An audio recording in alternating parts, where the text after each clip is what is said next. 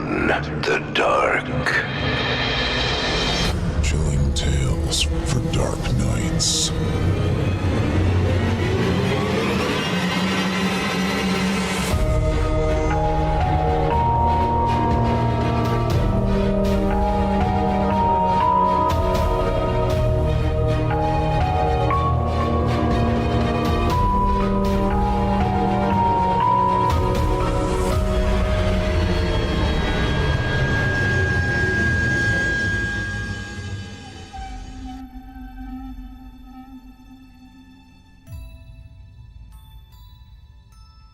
Hello, listeners, and welcome to another episode of Chilling Tales for Dark Nights.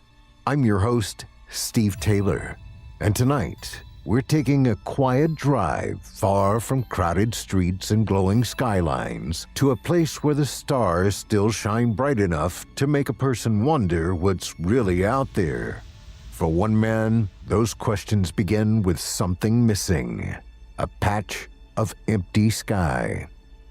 Turn down the lights, settle in, and get cozy. The show is about to begin. Tonight's featured tale of terror comes to us courtesy of author Micah Edwards, performed by Malcolm Blackwood, with production by Aaron Sowicki. I present to you, Venomous. I imagine that the folks in the city didn't see anything at all. Out here, we've got fewer lights. The sky is a lot clearer at night. Gives a man something to think about, looking up at all that space. I know it's no deep philosophy, but still, every one of those stars is a sun. Maybe every one has a life. Of course, I suppose now I know at least one other one does. They must have come from somewhere. Not that there was any they at first. I know I said that the city people must not have seen anything, but honestly, that's all I saw too. Nothing, where there should have been something. I was out on the porch rocker, enjoying the night breeze and thinking my little philosophies, when I noticed that a patch of the stars just wasn't. There was a hole in the sky, maybe the size of my outstretched fist, where there should have been a scattering of stars. I figured it was a cloud at first, but then I saw it was moving faster than any I'd ever seen. Aside from tornadoes, I suppose, but this was nothing like a tornado. It was just a black spot where the stars weren't. Something so dark that it didn't reflect a speck of light.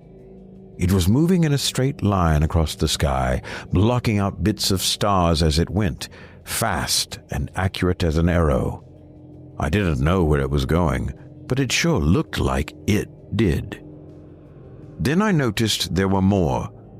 All told, I counted 6, and I couldn't make out a single detail on any of them. They were all identical, fist-size absences zipping by overhead. I decided maybe they were drones. Plenty of the neighbors had seen them these days, after all. It could be some sort of contest or game.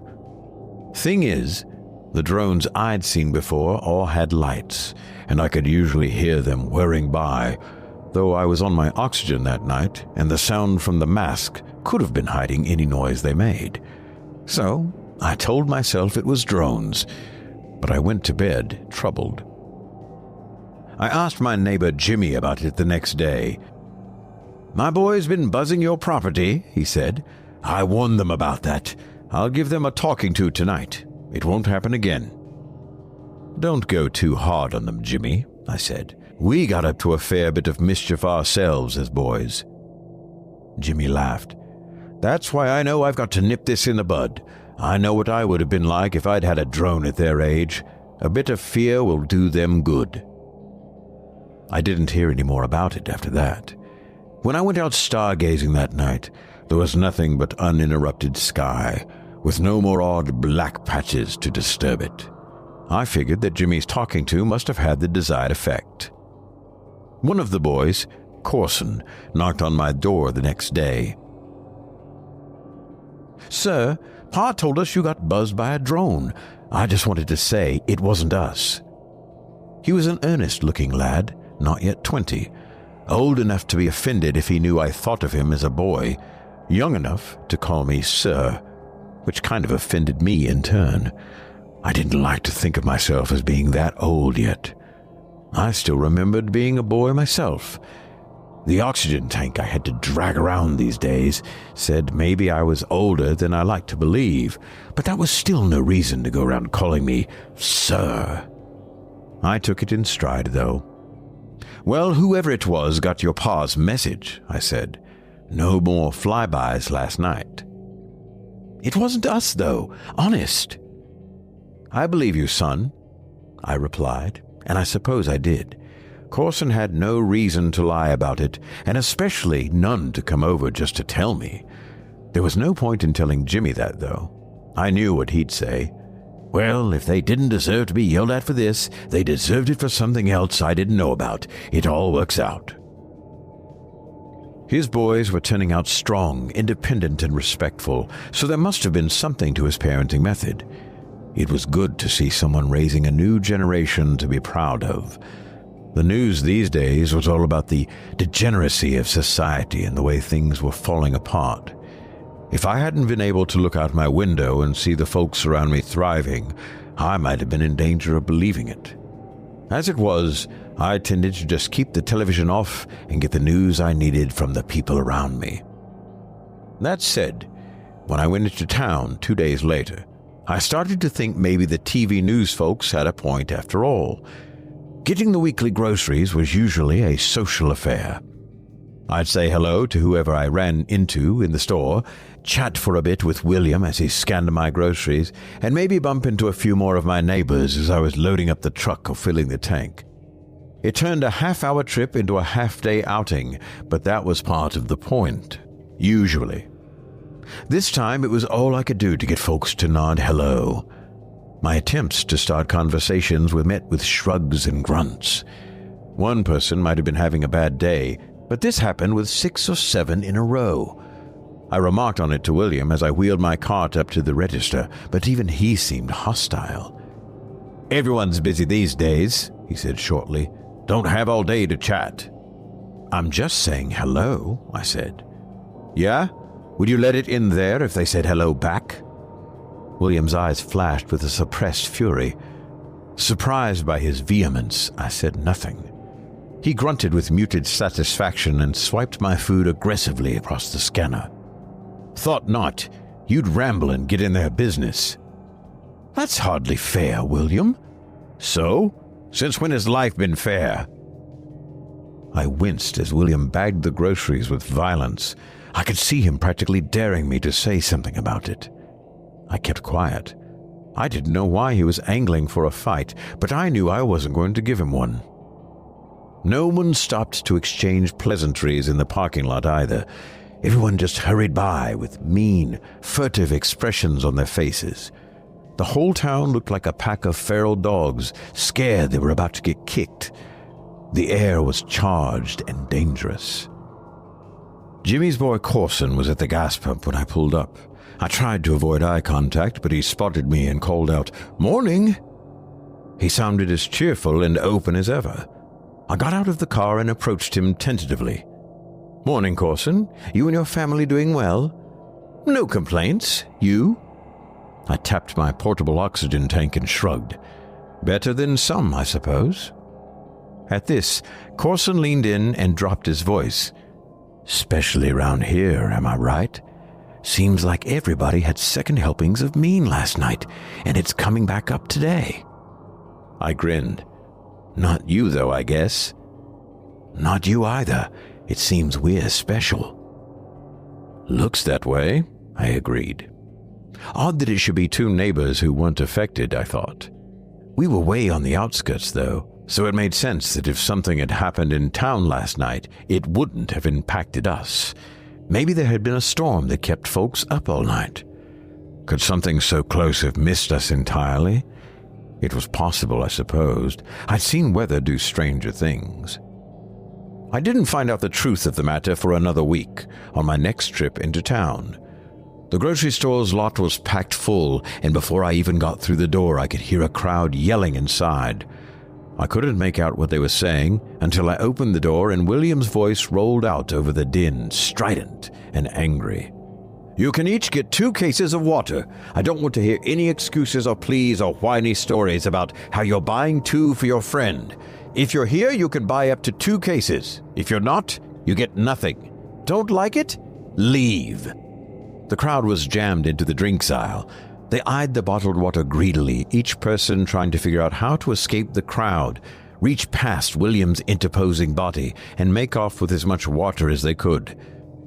The cash register had a letter taped to it, printed on official government letterhead. It read, "Warning, tainted tap water. Your tap water is not safe for bathing or drinking. Boiling is insufficient to remove the contamination. Do not allow prolonged contact with any tap water. Accidental ingestion of the tainted water may cause symptoms including irrational anger, paranoia, claustrophobia, and hallucinations. Severity increases with larger doses. Symptoms will fade after 1 to 2 weeks without exposure to the contamination. Government supplies of bottled water will be delivered shortly. In the meantime, remain calm, seek alternate water sources, report anyone acting irrationally to the non-emergency police line. Remember that those affected may not understand their behavior to be irrational. Do not confront, do not engage." I looked at the furious crowd currently surging toward William as he used a full plastic bottle of water to swat at the people in front. "That's it," he shouted. "If you can't play nice, you're all banned from my store. Ha! Now none of you get any water. Get out! Out, I say!" The crowd snarled with one voice. With one mind, they surged forward, slamming through William and toppling the rack behind. Bottles and jars flew everywhere, shattering and spilling on the ground. The crowd slithered, slipped, and fell. Suddenly, it was no longer a cohesive unit, but rather 50 individuals all scratching and clawing for bottles of water. I knew William was somewhere under that mass, lying on his back. From the shrieks and screams, more than one person was being trampled. Those on top didn't seem to care. They grabbed the blood-spattered cases of water and ran for the door. I hurried to get out of the way before they crushed me as well. As the victors streamed past me, I thought about going in to help. The sign had said not to, though. "Do not confront," it read. "Do not engage." I stayed against the brick wall of the store as the enraged water thieves raced to exit the parking lot, denting and scraping each other's cars as they went. I dialed the local police to report what had happened. "They just trampled him?" asked the sheriff. "Unbelievable. Absolute animals. Who was there? All of those vermin ought to be rounded up and shot." It all happened so fast, I didn't recognize anyone. I lied. They were all locals, people who I'd known for decades. William had known them too. That hadn't stopped them from stomping him into the shelves of his own store. "Wait there. I'm going to want to talk to you when I get to the store," said the sheriff. "I will." Another lie. The sheriff had drunk just as much tap water as anyone else in town. I hoped he could help William, but I wasn't going to be here to find out. My groceries were going to have to wait. They wouldn't do me any good if I wasn't alive to eat them. I waited another minute for the demolition derby in the parking lot to die down, then hurried to my truck and got back on the road out of town. I'd never locked the doors to my house before. It never seemed worth it. But when I got home, I secured both the front and back, and checked all of the windows too. It was only a matter of time before the folks in town thought about those of us out on the outskirts, still using well water, and came knocking. I didn't mind sharing, but the mob I'd seen had been a lot more interested in just taking. I turned on the television to see what the news had to say. If folks had gotten a letter from the government, this was bigger than our little town. I hoped maybe they'd have more information about what had happened, or at least the timeline to fix it. The news anchor seemed to be barely holding it together. His hair was mussed and his makeup blotchily applied. He had an angry grimace on his face instead of the neutral expression he used for everything from pageant winners to industrial accidents. He spat the words from the teleprompter, staring into the camera as if daring the viewer to come up and fight him. Just listening to his voice was enough to raise my heart rate and make me go check the doors and windows a second time. The worst part was that he had no information that I hadn't already learned or figured out. This was happening everywhere, not just nationwide, but globally. Every single municipal water supply had been tainted simultaneously. Groundwater was fine. No one could explain what had happened. Governments everywhere were scrambling to distribute emergency supplies. A knock at the door sent me scrambling for my shotgun. That exertion, in turn, left me gasping for air and grabbing for my oxygen. I was in a sorry state to face any sort of angry crowd, and so it was fortunate for me that the only person at the door was Jimmy. He waited politely for me to make my way over. "You're in no shape to stop them if they come for your water," he said without preamble. "If they'll just ask..." Jimmy waved that ridiculous idea away. "I'm sending Corson over to stand watch. News says they're acting like animals. Hopefully, a bigger animal will be enough to chase them off if they come." "Is he okay? Are you all okay?" "We're on the same well system as you. We'll be all right." "I feel like we ought to help." He shook his head. "Right now, we can help the most by keeping ourselves safe." He gestured back toward town. "Smell that smoke?" I didn't. Not through my oxygen mask. I could see a faint gray smudge rising up in the distance, though. I didn't know what was burning, but it was a fair bet that whatever it was wasn't supposed to be on fire. Jimmy nodded as if I had agreed to a plan. "So, Corson's coming over here, and hopefully him being here means neither of you will need to use those guns." I didn't like the idea of pointing firearms at my friends and neighbors. It was a sight better than having them point them at me, though. "I'll make up the guest bed," I said. "You let me know when you need him back." For the next couple of weeks, Corson and I took turns keeping a quiet guard inside the house. I figured there was no sense in advertising our presence any more than necessary, so we watched from behind closed curtains and hoped no one would even come to look at an empty house. The power went out at some point, which didn't really change much for us. We hadn't been turning the lights on regardless. Even before the power went out, the news hadn't said anything substantive, and the anchors weren't always on when they should have been. We made our own guesses about how things were going based on the smoke smudging the sky. There were a lot of fires at first, but by the end of the second week, they had all died out, and there weren't any new ones. On the first night after the skies were fully clear of smoke, I went outside to look at the stars.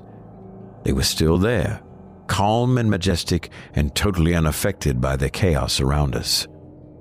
Then a patch of them disappeared, and I realized that what I thought were drones were back. That couldn't be what they were, though. There was no one to fly them. It had to be something else. I looked up at the empty sky, at the things I couldn't see that were blocking out the stars.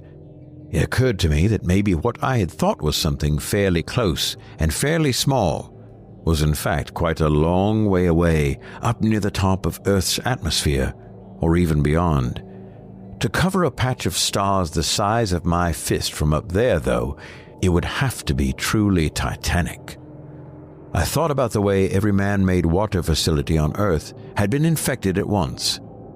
I wondered just what I was looking at, up there between me and the stars, and what it wanted with Earth. The next morning, when I went to wake Corson up for breakfast in the watch, he swatted irritably at me from the bed. "Shove off, old man," he muttered. I blinked. "But the watch!" "Screw your watch, too." He suddenly leapt out of bed and swung a fist at me. I staggered back, dodging his fist but tripping over my oxygen tank. I stumbled 2 awkward steps before my feet tangled in each other and I fell heavily to the floor. Corson stood over me, his face torn between rage and pity. He held this mismatched look for a long, uncomfortable second before his mouth twisted into a sneer and he turned away from me.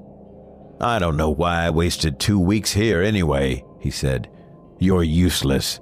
I say let the townies have you."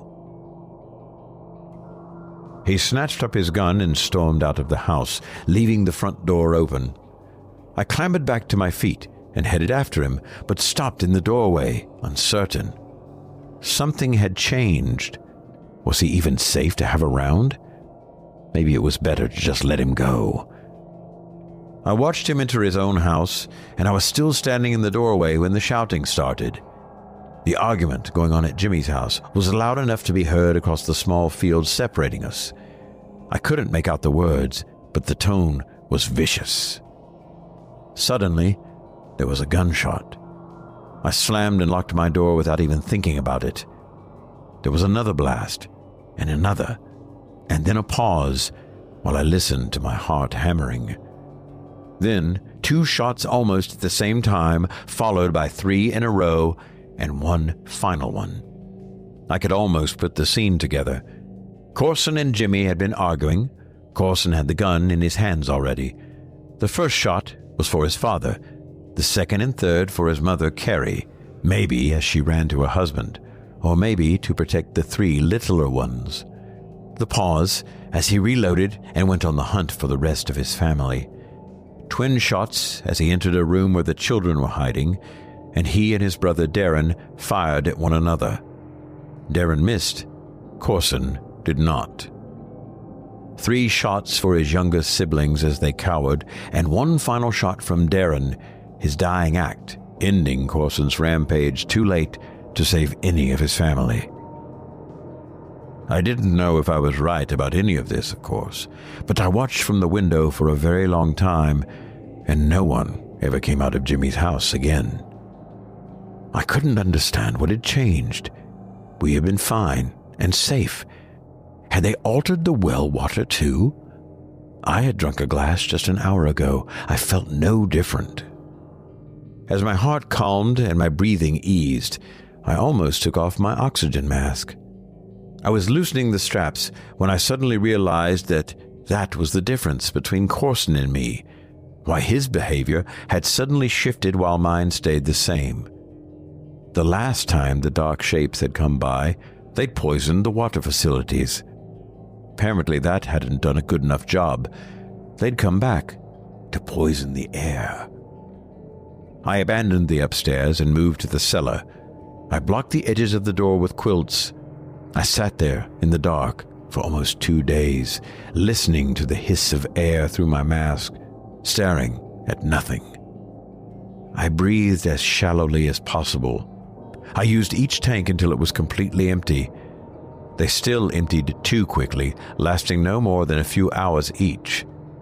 When my meager store of tanks was gone, I closed my eyes, removed my mask, and took a deep breath. I waited. I felt no different. The air smelled faintly of smoke, but otherwise seemed perfectly normal. Slowly, reluctantly, I made my way back upstairs. The fires were back, worse this time.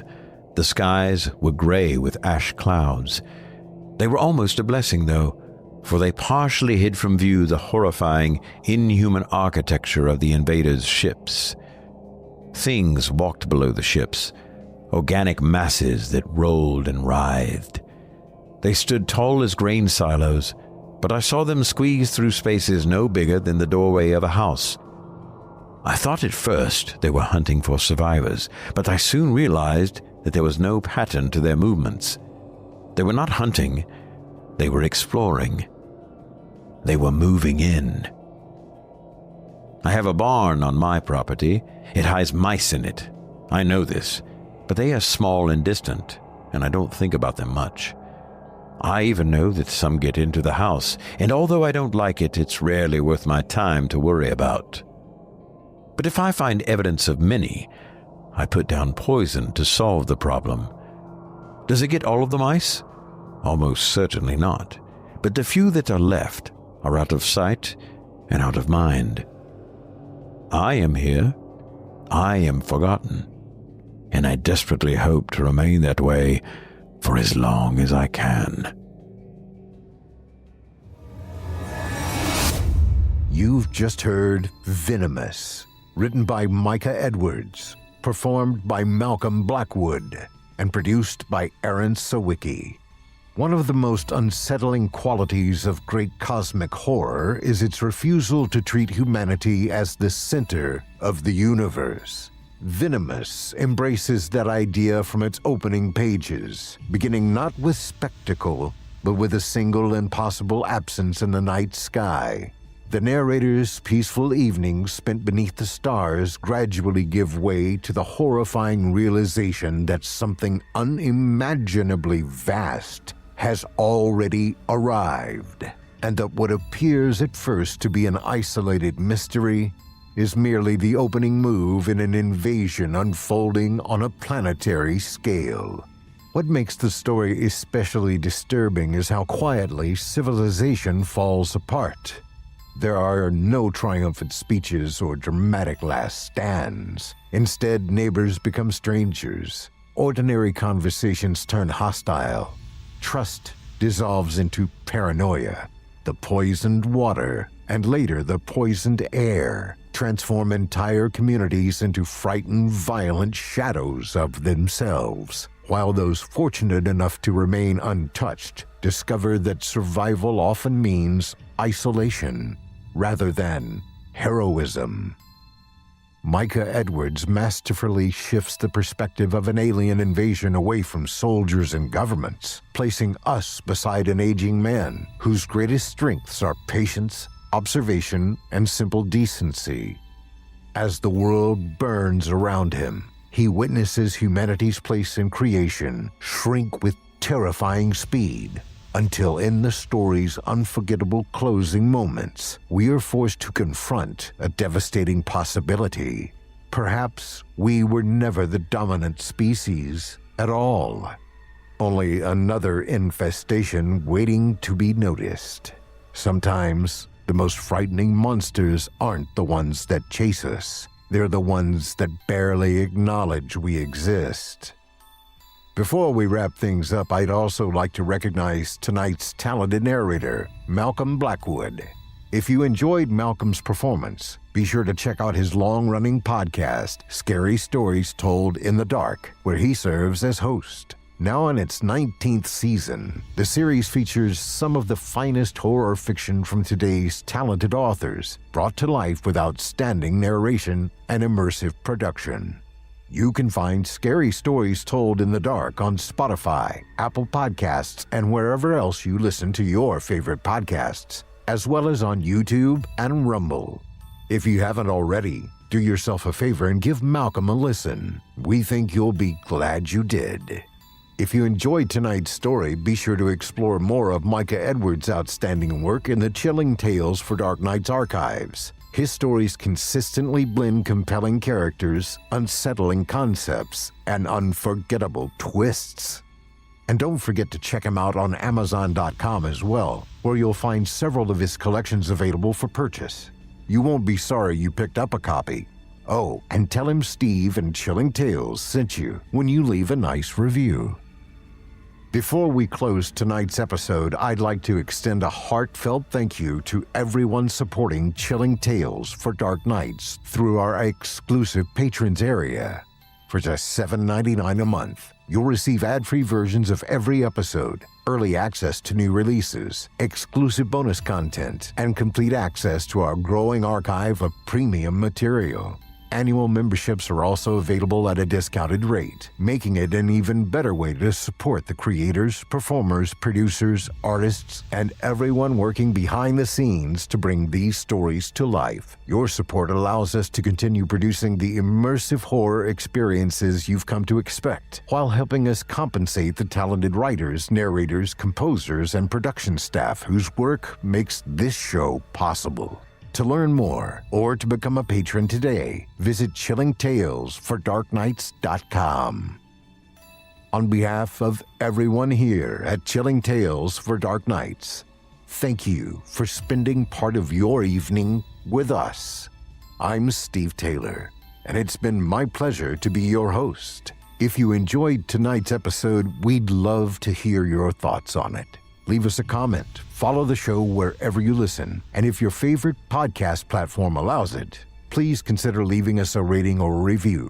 Those simple gestures go a long way toward helping new listeners discover the show. And if you know someone who enjoys intelligent horror, cosmic dread, or stories that linger in the mind long after they've ended, share this episode with them. For even more terrifying fiction, visit creepypastastories.com and be sure to follow Chilling Tales for Dark Nights on social media to stay up to date on new episodes, live events, and exclusive announcements. Until next time, turn off the lights and turn on